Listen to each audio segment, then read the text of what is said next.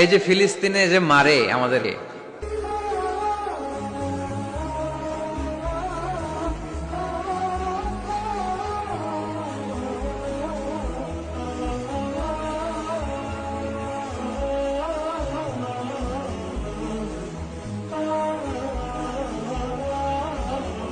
এই যে মুসলমানরা গোটা বিশ্বে মার খায়, আমাদের পক্ষে কথা বলার মতো আমাদের কোন কেন্দ্রীয় লিডার আছে? সেন্ট্রাল লিডারশিপ নাই। আল খিলাফা আল ইসলামিয়া, ইসলামিক ক্যালিফেট, এটা নাই। এই সেন্ট্রাল লিডারশিপ না থাকার কারণে গোটা বিশ্বে আমরা আজ নির্যাতিত, নিষ্পেষিত। আমাদের কোনো মা বাপ নাই, জোরে কোন ঠিক কিনা? এদিকে লাথি মারলে ওইদিকে যাই, ওদিকে লাথি মারলে এদিকে আসি।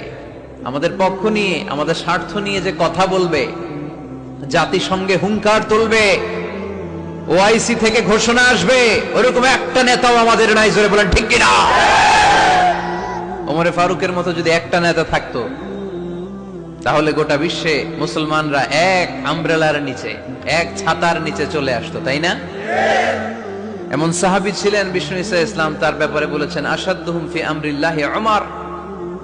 আল্লাহর জমিনে আল্লাহর দ্বীন বাস্তবায়নের জন্য সবচেয়ে কঠিন সাহাবী ছিল যিনি, তিনি হচ্ছেন উমর। মুনাফিকরা ওমরে ফারুককে দেখে ভয় পেত, খোদ শয়তান ইবলিস ওমরে ফারুককে দেখে ভয় পেত। আলহামদুলিল্লাহ পড়বেন না? বিষ্ণু ঈসা ইসলাম বলতেন, ওমর তুমি যদি এই রাস্তা দিয়ে হাঁটো আর শয়তান তোমারে দেখে, তাহলে শয়তান এই রাস্তা রেখে দিয়ে অন্য রাস্তা দিয়ে হাঁটে। লা নবিয়্যা বা'দি ওয়ালা রাসূলা। আল্লাহ রাসূল বললেন, আমার পরে কোনো নবীও নাই, রাসূলও নাই, তবে আমার পরে কেউ যদি নবী হতো, ওমর নবী হয়ে যেত। এরকম একজন ওমরের আমাদের দরকার। এরকম একজন ওমরের অপেক্ষায় আমরা। একজন হলেই চলবে। কয়জন লাগবে? যুগ জামানা পাল্টে দিতে চাই না অনেকজন, এক মানুষই আনতে পারে জাতির জাগরণ। এক মানুষই বিপদকালে বাঁচায় কাফেলায়, ক্ষুদ্র ডিঙ্গি বাঁচায় জাহাজ অসীম দরিয়ায়। কয়জন ওমর দরকার?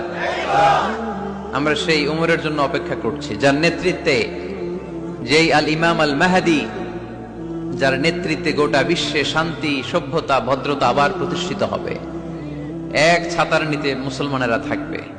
কেউ কারো ব্যাপারে হৃদয়ে কোনো বিদ্বেষ রাখবে, ঘৃণা রাখবে, কেউ কাউকে গালি দিবে না। এই সুসম্পর্ক, এই ঐক্যের জন্যই ইসলাম একসাথে উদখুলু ফিস সিলমি কাফা, পরিপূর্ণভাবে সবাই মিলে ইসলামের রশিকে